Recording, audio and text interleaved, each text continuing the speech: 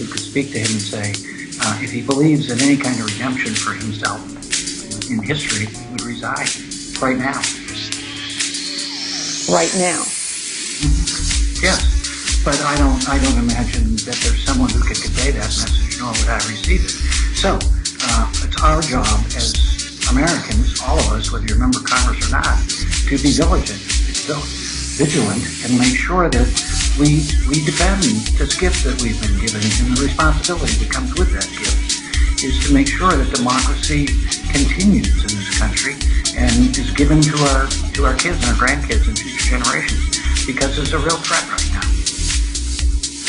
Congressman, how do you give hope to Americans who are out there watching all this, watching this day unfold, and wonder if Congress can function, if our political system can function, when you have such a deep divide? Certainly not all Republicans were supporting what the president is saying, but a number of them have been with him in this claim that he was cheated out of re-election. How do you begin to move forward as a legislative body, as a political leaders, when you have this kind of toxic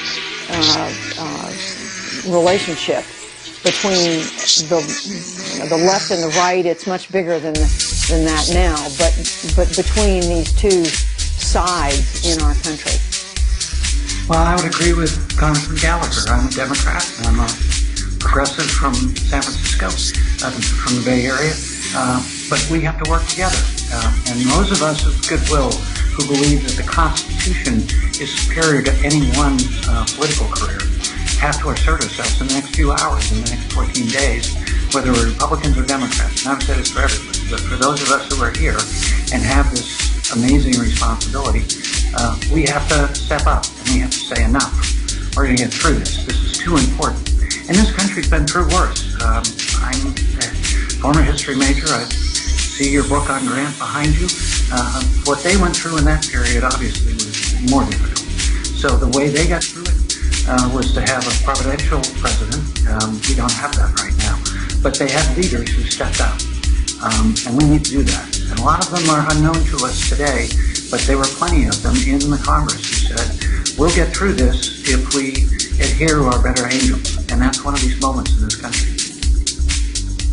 Well, we certainly hope that we're not approaching anything like what happened in the Civil War, although there are comparisons that are being drawn, certainly to the period that led up to the Civil War.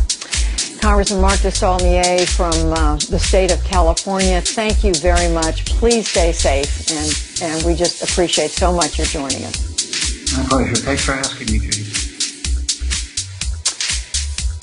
And now we step back, and before we do, I just want to show you some live pictures of the mall. This is the National Mall in Washington, D.C., where the crowd is still here in the capital city. You're seeing these pictures, and I'm seeing them for the first time, as are you. It looks to me like a pretty heavy police presence or National Guard presence there, where these protesters are. I'm having a hard time. The camera is is unsteady, and I can't really tell. There we go. I think those are the protesters on the side, and then on the other side were the police. So we are going to see where this goes tonight. You can see the Capitol in the background, so you can see how far away from the Capitol they are right now. But they're still here, and it's night. It's just about a little after 7:30 in the east, and they are still here, and they are still making their voices heard. The police have been called out, and we know now the National Guard. We're hearing an alarm right now. I don't know whether this is on my earpiece alone or whether this is something happening on the streets of Washington. But that's the scene right now on the streets of Washington. There's still unrest. The situation has not completely ended, even though we are told that the U.S. Capitol has been secured.